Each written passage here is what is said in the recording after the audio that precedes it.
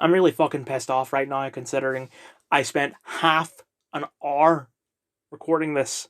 And that's not to mention like breaks and shit. You know, the video was on for half a fucking hour. I was so close to the end and it just fucking crashes. So this school on Friday the 5th of May 2023. It's Colour Run today, and it's only technically non-uniform if you're doing the Colour Run. But I wasn't. I just paid them anyway. Gave a pound. I got some attendance shit sorted out because my attendance was at like 70% because I've been staying in study. Because apparently you're supposed to sign in, which fuck off, not doing that. Especially since I don't have that long left anyway. But I did actually do it today once. Um, Trying to think of most of the sort of like group weren't in. Uh, Dylan just decided to stay off, and the bin man, his mum said, "Just stay off if you want." So he said, "Yeah." So it was me, the driver, who I didn't expect to see, but I did. Wait, hold on a minute. I was checking to see if maybe it actually saved the video, but it didn't. Um,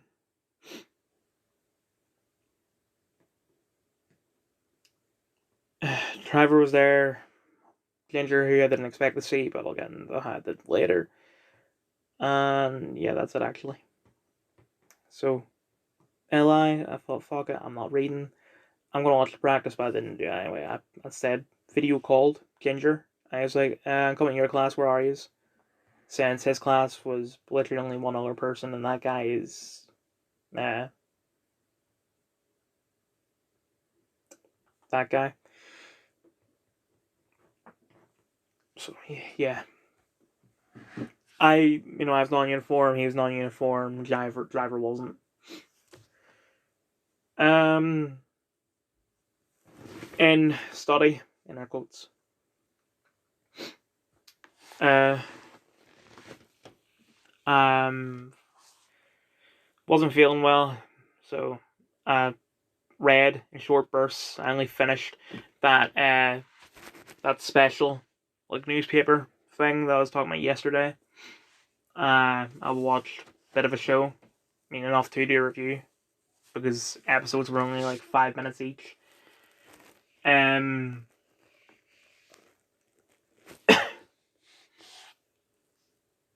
so I'm trying to think of what's next.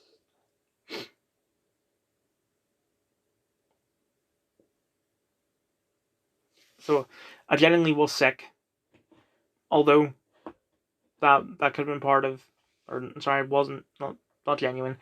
When I was making the first draft, I'm gonna call the video, I said that I'm really pushing the boundary of what to consider sick because I'm using the word sick as a euphemism for other stuff. So I was sick. Uh, so I was actually sick, but there was also like butterflies and all that. Very nervous. So I just didn't really do much. Um, we were told to go to the media teacher first thing today. So he gave us the results for our essay that we did yesterday. I don't think I mentioned this in yesterday's video, but I didn't write much. It was just over a page, and even then, a lot of that page has like blank lines because someone, and I'm pretty sure it was an English teacher in this school, taught me that if I'm doing an exam on the iPad and I run into a brick wall, like this metaphor represents something I don't know yet. I can just go on to the next paragraph and continue, and then when I think of something for that bit, I can write it down. But for physically writing, I can't. So what I do is that I leave a big line, then continue. So anyway, expect to see his first thing, but then at 7 a.m. he said, "Actually, see me at break. And then at break, he said, see me next period.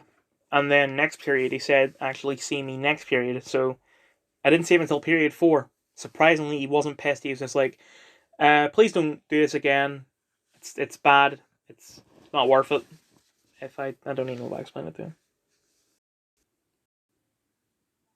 Okay, so I don't know about that. Let me try and think of where it was.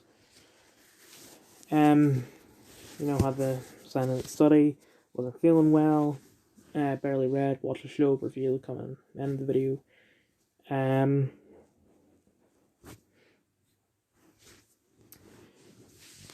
Saw Sir, he was like, don't do that with the lens and stuff, but you do show promise. But I show promise. You don't have to do this, but if you want, you can chat again, and then I'll mark it for you.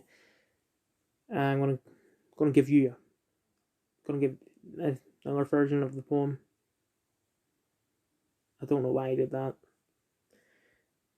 I could have just used the copy I got yesterday, the one that has all the annotations on it, but whatever. I need to lie down and have the blanket around me. It's fucking freezing in here.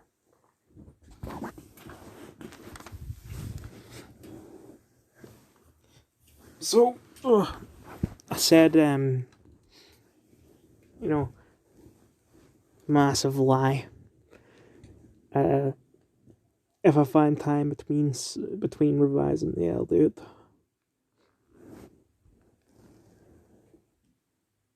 I'm gonna be able to cut the video down a lot by making this short. Part of the reason why I don't revise is because I'm lazy, but it's not the only reason. It's also because the subject is too wide.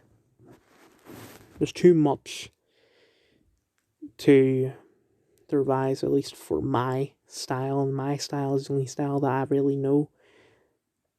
I just couldn't go to any other style.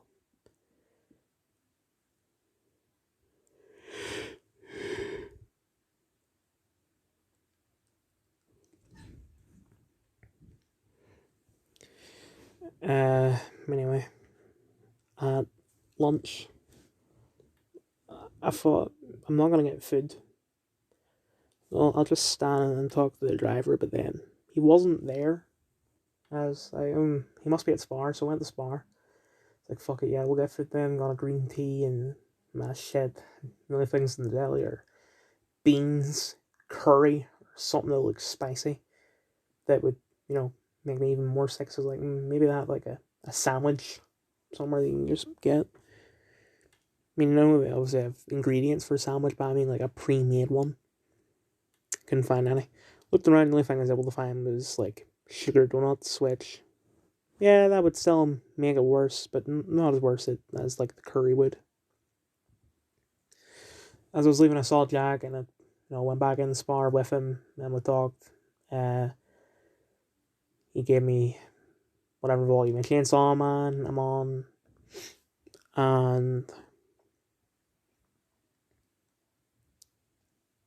when he left to go talk to his friends, I got a text from my mum saying that she's on her way to pick me up because I'm leaving early. So I went to the I took off my coat, took off my tie, took off my Timbs, put on my school shoes. I did have a hoodie, but it was fucking hot, so I didn't put that on. Went to Tesco, picked up something that she got for an interview she had 5 years ago, where it's like some sort of sweet that helps you relax. Which I don't know if it helped or not, to be honest.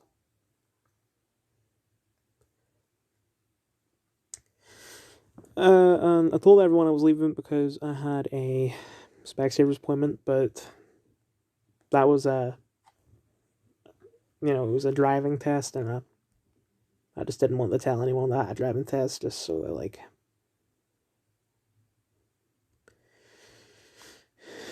then didn't want the advertiser around them. So, I was told by multiple people that I'm gonna give a fake name for this guy. That if you get Patrick, you're basically, you're sweet, because he is a very chill guy. Uh, so while I'm waiting, I was like, oh fuck, I forgot to revise the questions.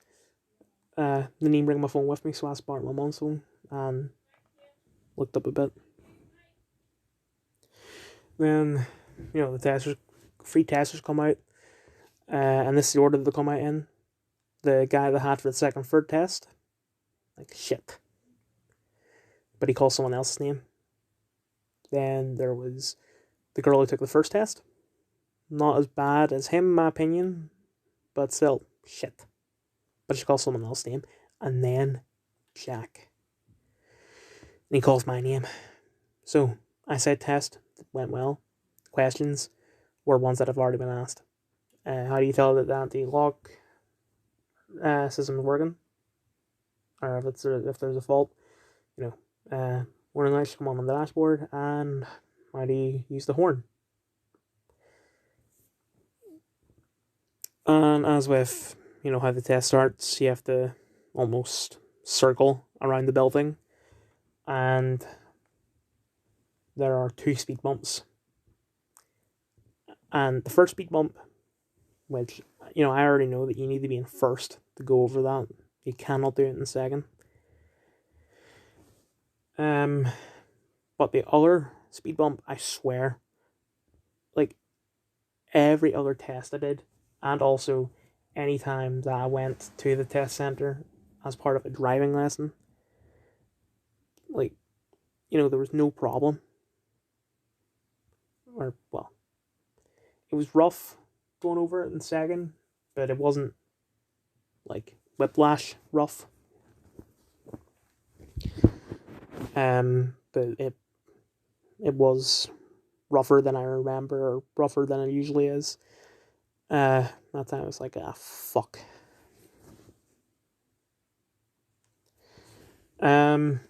End of the road, he got me to turn left and then going the right lane, which would bring you to town centre. Problem is with that road that there's a lot of parked cars on my side, and I'm kind of, don't want to say traumatized, but you know what I mean, from last time with parked cars. He then got me to pull over. I don't remember why he got me to pull over. It might have just been, can you pull over? Anyway, got me to turn left, which will bring me across the police station. At the roundabout next to the police station, got me to take the third exit. And then third exit at the following roundabout, and then straight twice. He then got me to turn left at a certain point, and then right, which brought me to where I did the reverse round corner in the first 3 attempts. But this time, he got me to do a 3-point turn, which I would say I did well. He then got me to take 2 rights, which brings you to the road where I fucked up with the cyclist the first time. And I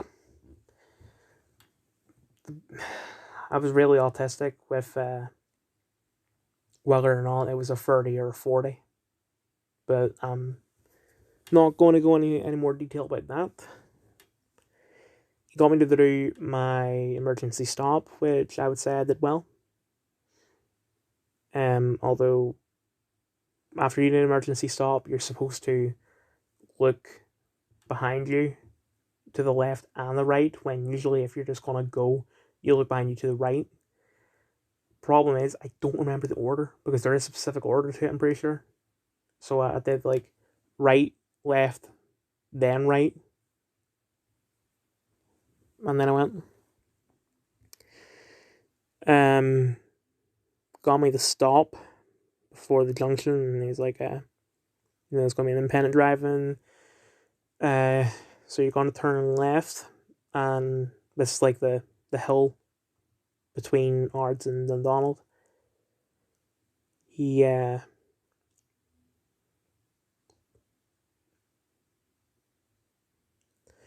he said turn left, and then near the bottom of the hill, go into the right hand lane.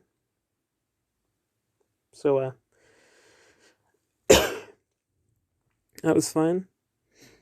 Well,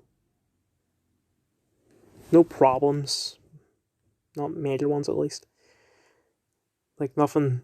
I don't think it's anything worth a minor. I'm just waffling at this point, so I'll continue. So, took the third exit at the roundabout next to our shopping centre, and then the following roundabout, I went straight, but I went into the right hand lane, and I thought, yep, that's it. That's definitely an over because, you know, with the whatever happened on the roundabouts, the second and third times. But anyway, at that sort of bend,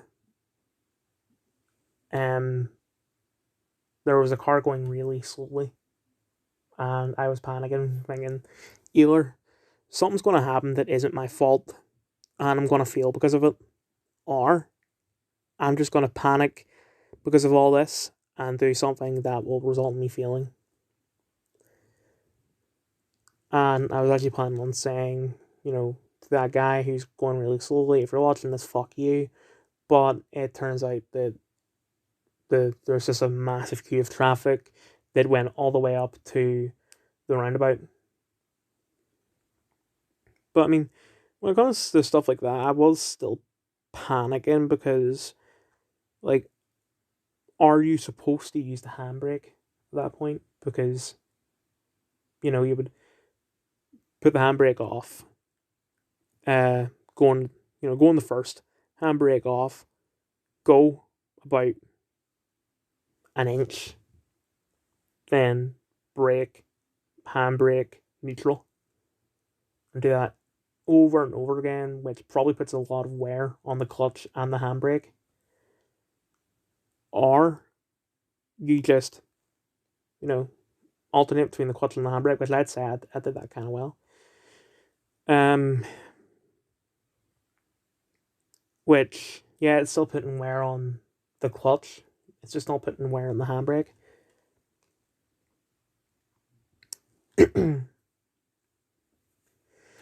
So,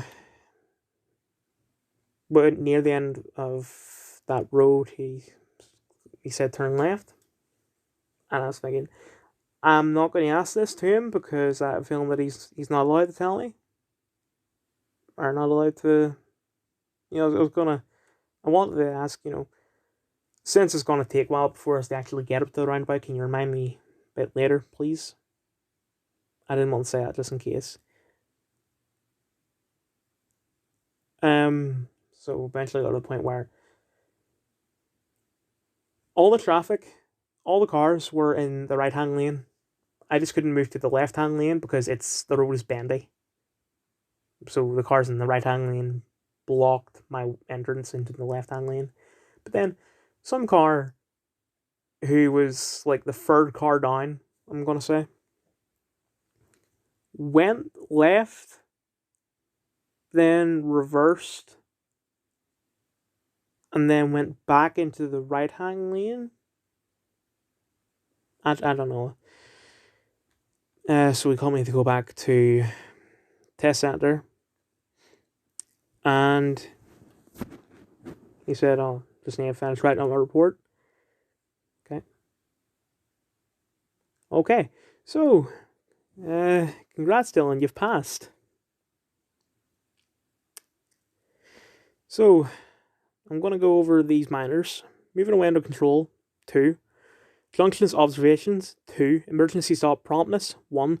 I actually understand that one because, like when I was first doing the emergency stop as part of lessons, the instructor kept on telling me that I need to hit the brakes like harder, or put my foot down more when it couldn't possibly be down anymore.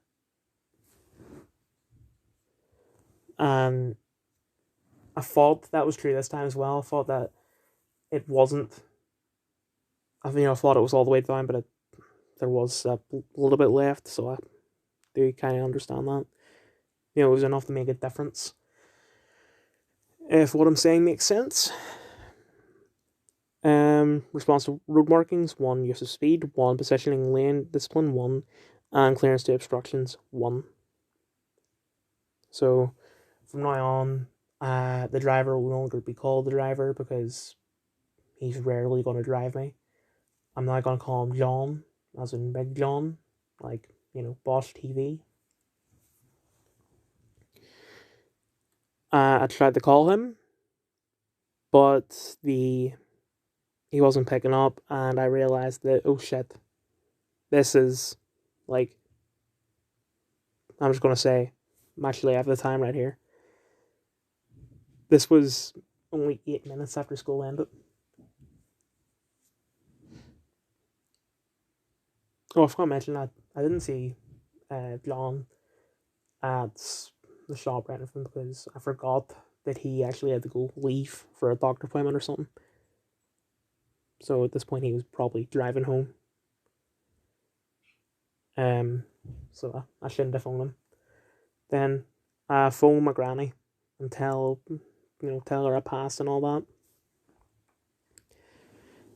I emailed the mentor with a photo of me ripping up my L plate, which, speaking of, since I've been a learner for over a year,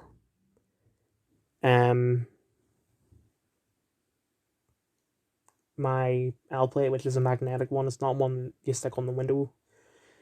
It was really torn up, but it actually went missing today, so I used a new one that we had lying around. We only used it for about an hour.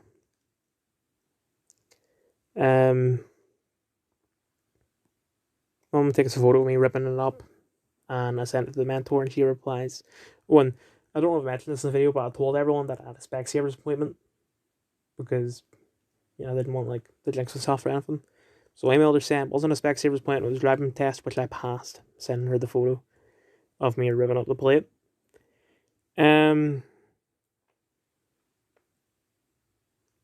So for my granny, for my brother, but the signal was bad in the middle of phoning my brother. John actually, he phoned me, and signal was bad there too. So he hung up and just talk to me when you get home. Tried phone my dad, but he wouldn't pick up. Eventually he did. I told him, I was like, hey, what was it he said? I forget. Oh, that no, I can be his designated driver, basically. And